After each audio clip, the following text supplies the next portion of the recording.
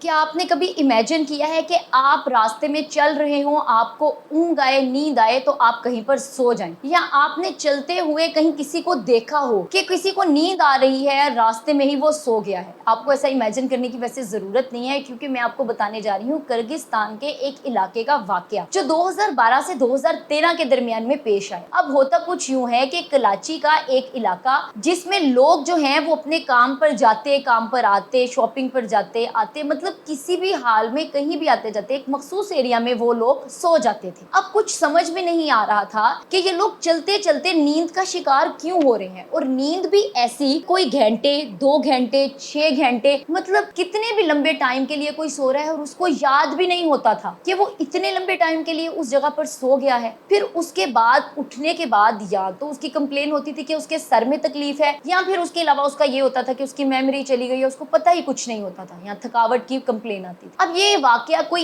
1, 2 या 3 लोगों के साथ पेश नहीं आया, बल्कि ये दर्जनों के हिसाब से लोग थे, पब्लिक थी, जो कि कराची के इलाके में चलते चलते नींद का शिकार हुए। जब इन लोगों में से कुछ लोगों को बड़ी तादाद में अस्पताल पहुंचाया गया, हॉस्पिटल ले जाकर इनके टेस्ट करवाए गए, और उनकी रिपोर्ट्स आने के बाद डॉक्टर्स ने कहा कि हमारी रिपोर्ट्स में या इनके टेस्ट में ऐसी कोई तहकीक या ऐसी कोई पेशन गोई नहीं की जा सकती कि ये लोग इतनी लंबी और गहरी नींद में क्यों चले जा रहे हैं। मतलब इन लोगों के साथ क्या मसला है, डॉक्टर्स भी इस चीज के बारे में कुछ ना कह सके। अब किर्गिस्तान की जो गवर्नमेंट थी वो बहुत ज्यादा परेशान थी, क्योंकि वहां का एक बड़ा एरिया इस चीज का शिकार हो रहा था कि लोग घंटों घंटों भर सोए रहते थे। अब फिर होता कुछ यूं है, किर्गिस्तान की जो गवर्नमेंट है वो डिसाइड करती है कि वो बुलवाएगी वहां पर रिसर्चर टीम को। अब वहां पर एक टीम, मुकम्मल एक टीम आती है जो कि पूरी रिसर्च करती है। रिसर्च करने के बाद पता ये चलता है कि कराची के इलाके के करीब एक इलाका है जो रूसी दौर में यूरेनियम के लिए जहां पर कानें खोदी गई। अब यूरेनियम के लिए जब वहां पे कानें खोदी गई थी तो फिर उनको बंद कर दिया गया था, लेकिन उन कानों में से